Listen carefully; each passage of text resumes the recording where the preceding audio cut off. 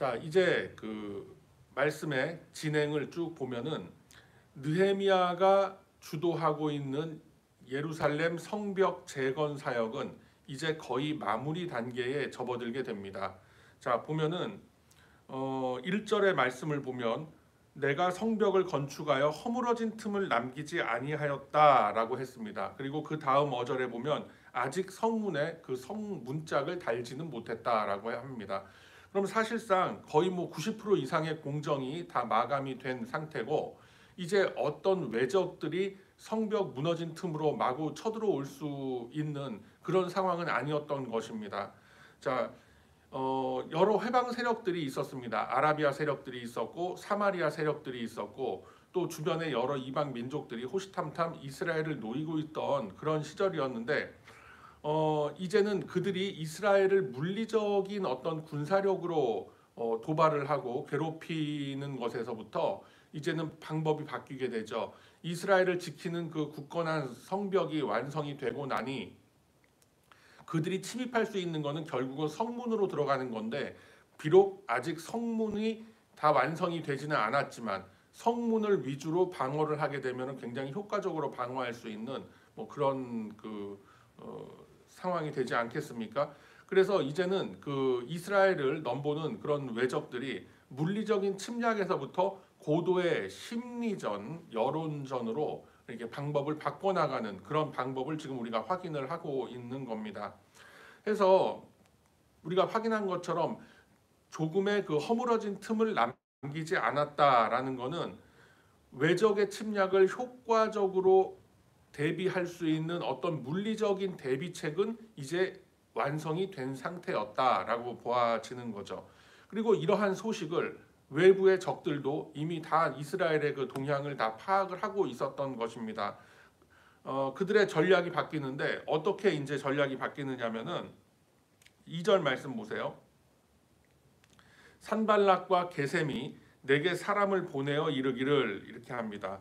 그러면서 그들이 어떻게 제안을 하느냐면 오라 우리가 오노 평지 한 촌에서 서로 만나자 하고 제안을 하죠.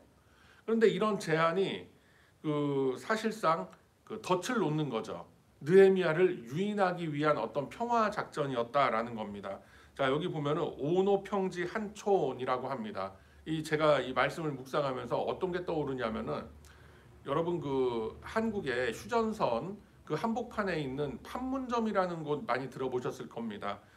마치 그런 거죠. 판문점이라는 것이 서로 만남을 갖는 조그마한 촌 뭐 이런 정도의 의미인데 그런 곳에서 이제 서로 만나서 평화 회담을 하자라는 뭐 이제 그런 그거 아닙니까?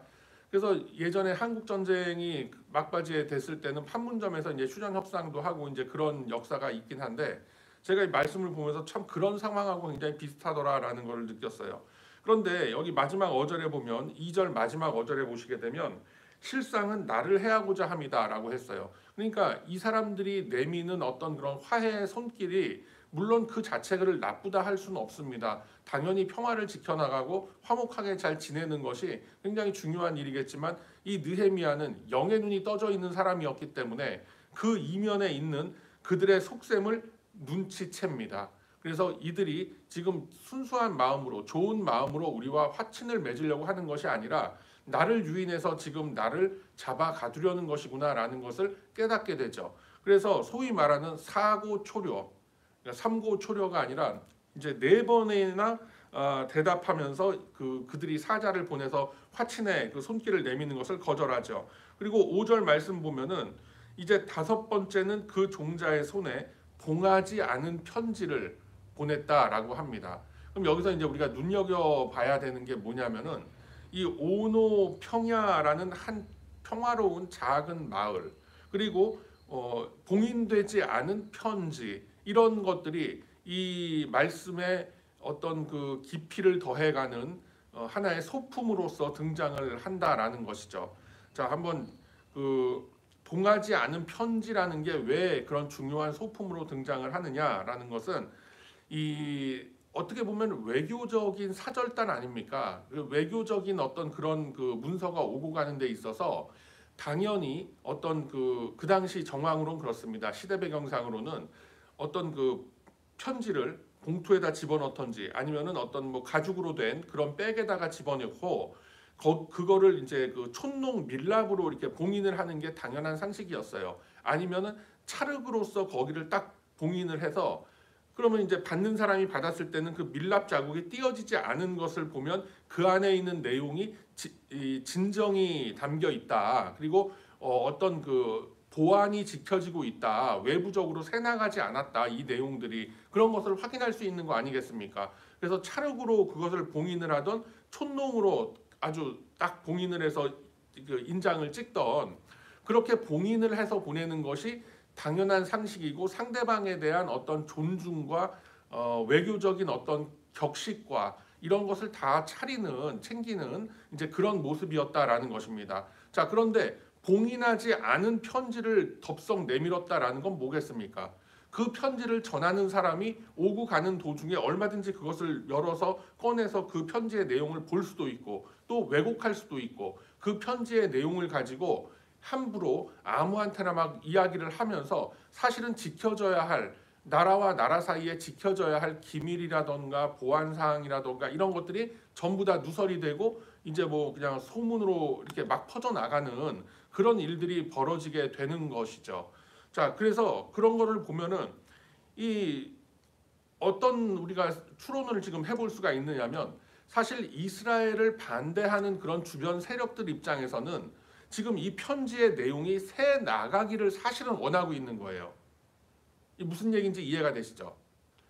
이 편지의 내용이 새 나가야 자신들한테 유리하고 오히려 느헤미야를 곤란한 지경에 처하게 할 수가 있는 그런 상황이었기 때문에 일부러 봉하지 않았다. 그리고 느헤미야를 존중하지 않는다라는 도발적인 어떤 의미를 담아서 이렇게 봉인하지 않은 그런 편지를 보냈다라는 것입니다. 자, 그러면은 그 글에 이르기를 하고 6절에 나와 있지 않습니까? 그 편지의 내용이 뭐길래 오히려 기미 보안 사항이 유지돼야 되는 게 아니라 오히려 막 동네방네 다 까발려지고 소문을 내게끔 했는가라는 것을 살펴봐야죠. 자, 그 글에 이르기를 이방 중에도 소문이 있고 가스무도 말하기를 이라고 하면서 보세요. 가스무라는 사람이 누구냐면은 아라비아 어떤 족장 굉장히 그 영향력이 큰 그런 사람이었습니다. 자, 그런 사람도 말하기를 그리고 이방 중에도 그러니까 다른 나라에도 전부 다 소문이 떠돌고 있다라고 하면서 사실은 확인되지 않은 사실을 가지고 가짜 뉴스를 퍼뜨리려고 하는 거예요. 거짓 뉴스를 지금 퍼뜨리고 있는 이제 그런 모습이에요.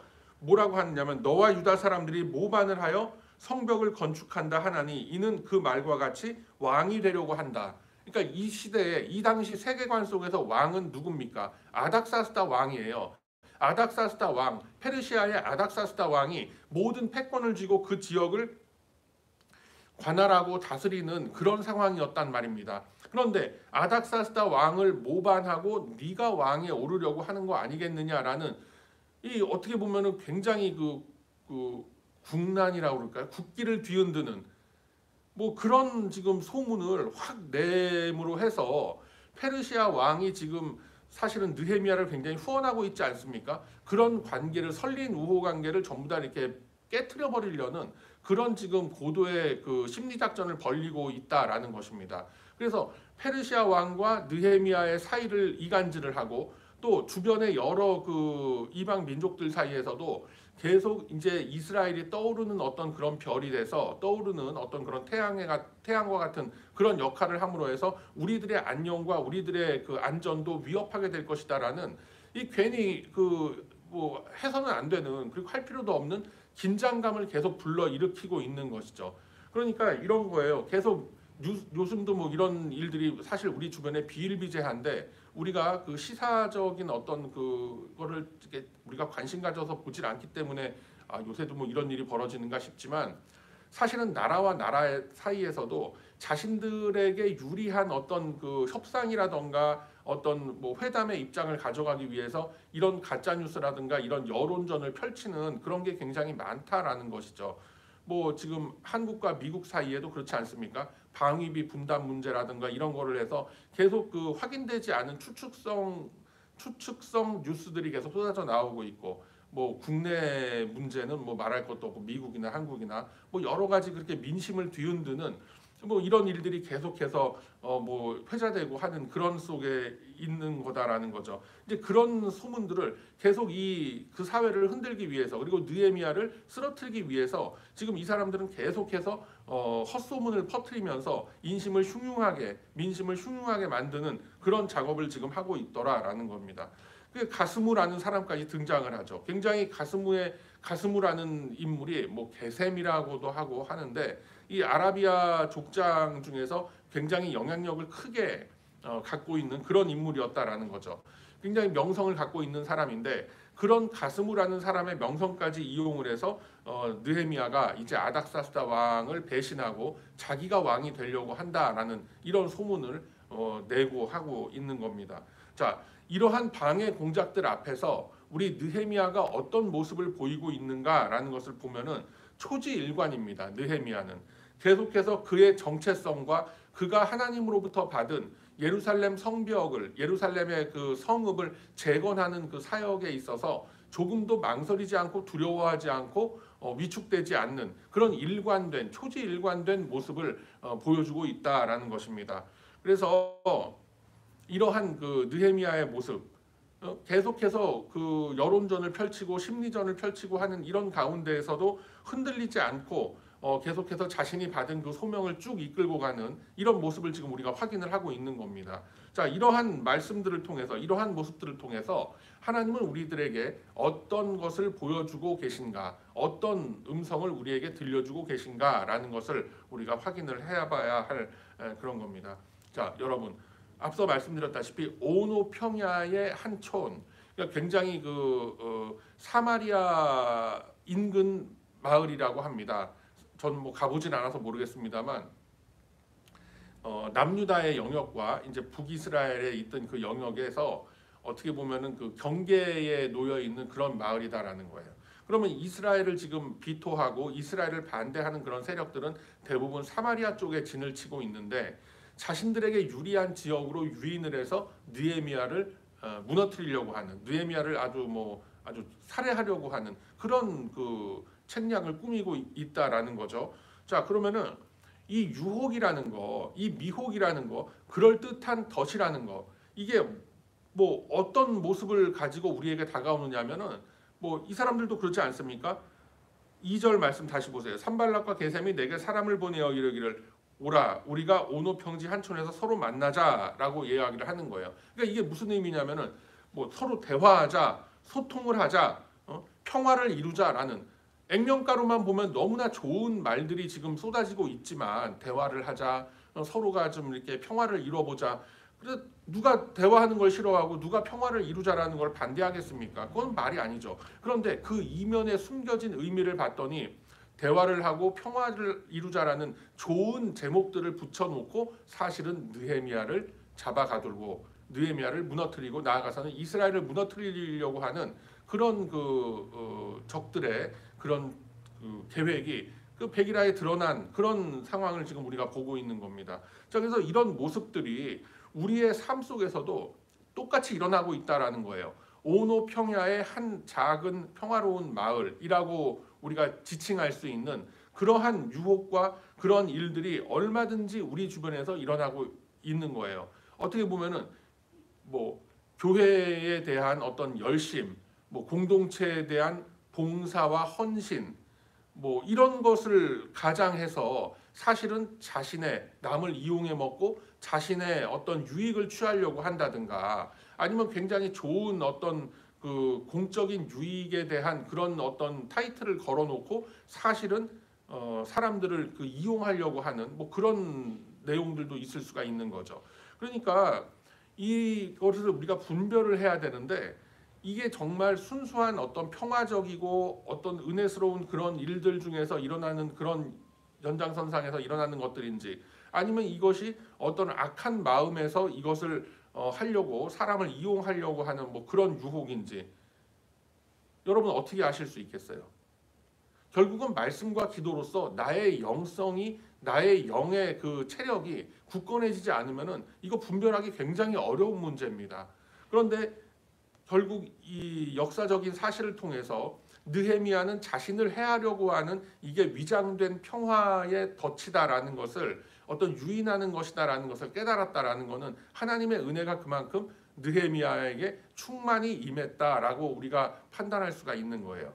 그렇기 때문에 지금 이 시대에도 일어나고 있는 그 오노 평야의 그 작은 마을에서 일어나는 그 뭐 이렇게 평화로운 어떤 일상 이런 것이 우리에게 보여지고 있더라도 사실은 그 제시되어지고 있는 그 평화로운 일상의 그 이면에는 우리를 점점 하나님으로부터 멀어지게 하고 우리를 고립시키고 그러므로 인해서 결국은 실족하게 만드는 그런 사탄의 덫이 그런 유인책들이 분명히 우리 주변에도 숨어 있다라는 것을 여러분들이 놓치면 안 된다라는 겁니다.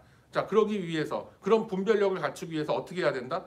말씀과 기도로 계속해서 내가 성장해 가야 되고 계속 내가 나를 스스로 무장해야 되고 영의 눈이 떠지게끔 이 영적 체력이 좋아지게끔 영안이 떠져서 더 많은 것을 볼 수 있고 더 깊은 것을 볼 수 있는 그 영의 눈이 떠지도록 우리는 계속해서 열심을 내서 이 말씀 안으로 파고 들어가야 한다라는 것입니다.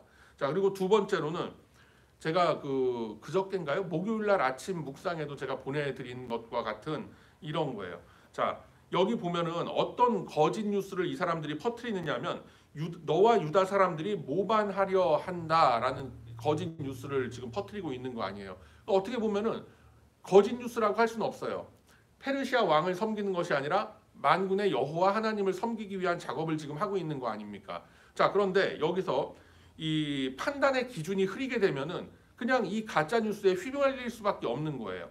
아니 페르시아 왕에게 그렇게 충성하고 호의를 베풀어 주는데 아니 그거를 은혜를 어떻게 악으로 갚으면 되겠느냐 이런 이야기들이 유다 내에서도 이스라엘 내에서도 충분히 일어날 수가 있겠더라라는 겁니다. 그런데 여기서 제가 아침 묵상에도 보내드렸지만 우리가 분명히 기준을 세워야 돼요.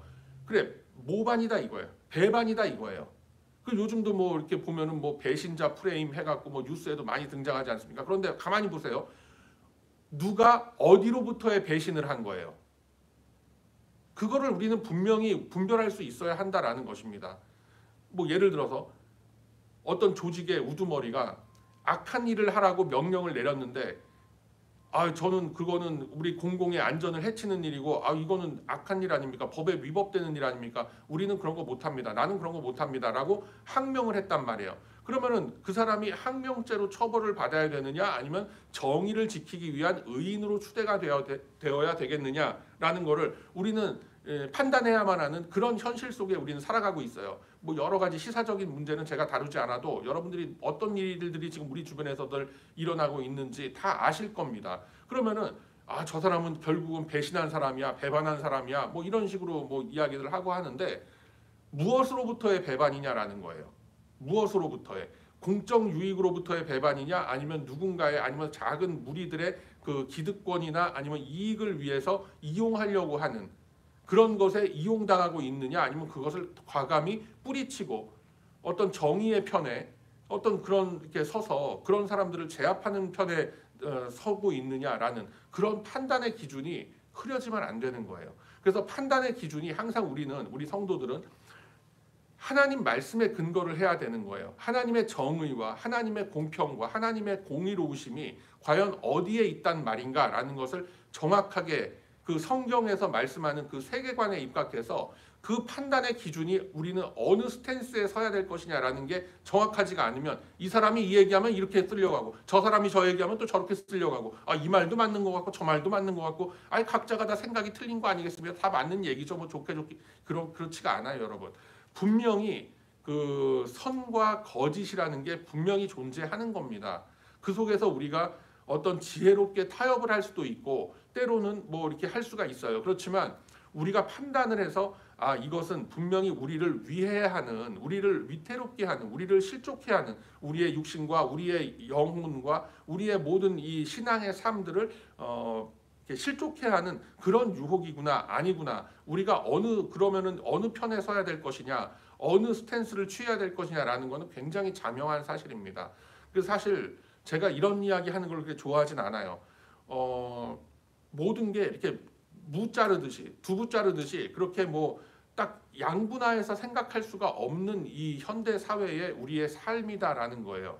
뭐 적당히 뭐 회색 지역에서 또 이것도 저것도 다 살펴봐야 하는 그런 어떤 그 위치에서 우리가 살아가고 있다라는 것은 부정할 수가 없는 사실이에요. 그런데 이 신앙의 영역에서 우리가 믿음의 영역에서 우리의 그 믿음을 지켜 나아가고 하나님의 진리가 아닌 것과 하나님의 진리인 것을 분별한다라는 그런 면에서 우리가 보자면은 이것은 우리가 분명히 단호하게 기준을 세울 수가 있어야 한다라는 것입니다. 하나님의 유익이냐, 이게 과연 복음적 세계관에 복음적 가치 기준에 맞는 일인가 맞지 않는 일인가라는 것을 우리는 분별할 수 있는 눈을 다시 한번 떠야 되겠다라는 것입니다. 그래서 이 우리의 정체성을 분명하게 갖고 내가 하나님으로부터 받은 그 은혜의 그 소명을 정확하게 우리가 품고 있을 때 우리는 그 안에서 성장하게 되고 정확한 기준이 우리 안에 세워질 줄로 믿습니다.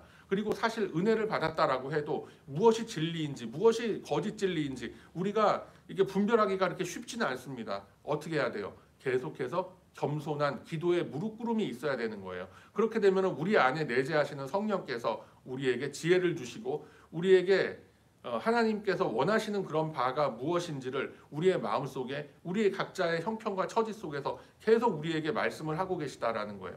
하나님은 살아계신 하나님이십니다. 그냥 성경책 속에 그냥 뭐 문장으로만 글로만 그렇게 역사하시는 분이 아니에요.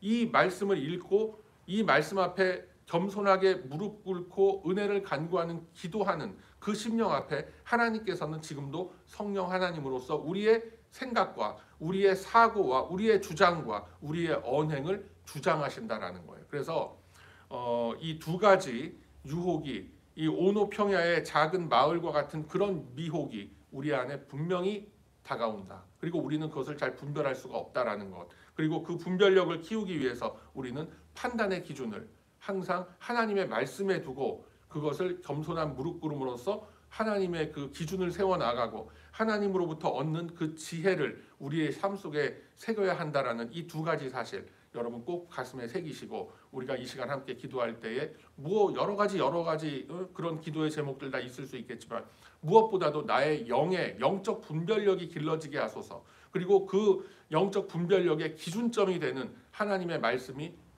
그 말씀의 영이 나의 심령을 꽁꽁 묶으사 내가 말씀으로부터 좌로나 우로나 치우치지 않고 오직 하나님의 정도만을 걷게 하소서라는 이 기도의 제목을 놓고 또 우리 함께 합심하여 기도하고 또 내일에 있을 그 주일 예배를 또한 준비하는 심령으로 오늘 이 하루를 힘차게 살아가시는 저와 여러분의 값어치 있는 이 아침 시간 다 되시길 주님의 이름으로 축복합니다. 아멘. 자비로우시고 은혜로우신 아버지 하나님, 오늘 이 귀한 말씀의 시간을 통하여